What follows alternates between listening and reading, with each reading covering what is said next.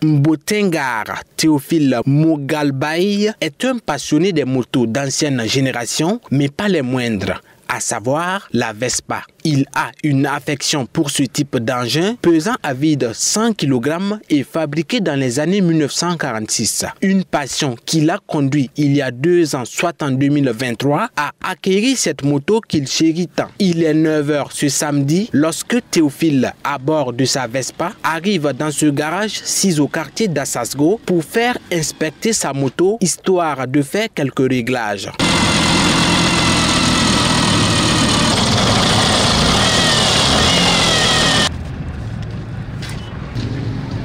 Pour le propriétaire de cet engin de 150 cm3 d'origine italienne, son amour pour la Vespa remonte depuis sa tendre enfance. Par ailleurs, il dit être émerveillé par la particularité de la moto. J'ai grandi dans une ambiance où la Vespa animait en fait mon vécu, parce que papa avait la Vespa. La particularité avec la Vespa, c'est une technologie très classique, hein, facile à entretenir et puis elle est très stable, avec un son particulier. Benoît Sawadogo, lui aussi, est un passionné de la Vespa. L'acquisition de sa Vespa de seconde main remonte il y a 13 ans de cela. C'est une moto qui est très solide, très solide, qui ne se garde pas vite et c'est une roue secours. Voilà. Donc c'est comme une voiture à 2 roues.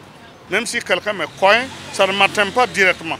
C'est la propulsion qui va seulement m'amener à cogner les éléments. Donc ça offre une certaine protection, surtout avec les casques. Selon Théophile Mogalbaï, la difficulté des détenteurs de Vespa est le fait que plusieurs stations-service ne commercialisent plus le carburant typique à ces engins, notamment le mélange de temps. L'essence, en fait, c'est du mélange. Et comme les stations n'en vendent plus de mélange, je suis obligé d'avoir un petit bidon, d'huile dans le coffre pour moi-même faire le mélange. Hein.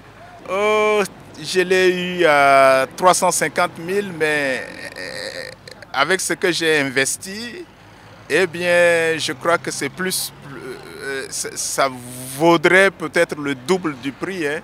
Et tel quel, c'est devenu un engin de collection.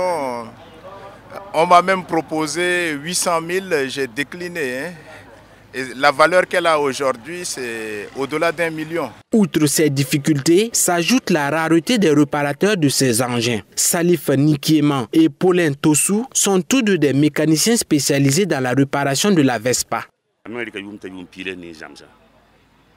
J'ai mis environ 18 ans pour apprendre à réparer ces genres de motos. Et leur réparation ne me pose aucun problème. Nous n'aimons pas prendre des motos que nous ne savons pas réparer. Donc avec l'évolution, ce n'est plus beaucoup comme ça. Mais avant, vraiment, ça allait bien, ça va. Et maintenant, il n'y a plus beaucoup de personnes qui roulent ça. C'est devenu ancien, c'est devenu nouvelle vie, quoi. Et puis on veut des nouveautés. Si Salif Nikiema et Paulin Tossou arrivent à réparer les Vespa de leurs clients tels Théophile Mogalbaï et Benoît Sawadogo, c'est grâce à Seini Ilboudo qui est un vendeur de pièces détachées pour Vespa. En plus de cette activité, ce dernier propose également des Vespa d'occasion à des prix allant de 150 000 à 300 000 francs CFA. Les pièces détachées de la Vespa sont nombreuses. Tu peux réchanger le pneu et la chambre à air, le carburateur et bien d'autres. Pour le moment, Théophile Mogalbaï encourage les passionnés de la Vespa à s'acquérir l'engin pour accroître, dit-il, le nombre d'usagers de la Vespa et faire sa promotion. D'ores et déjà, il affirme qu'il existe un groupe d'utilisateurs de Vespa résidant à Ouagadougou et qui compte 5 membres.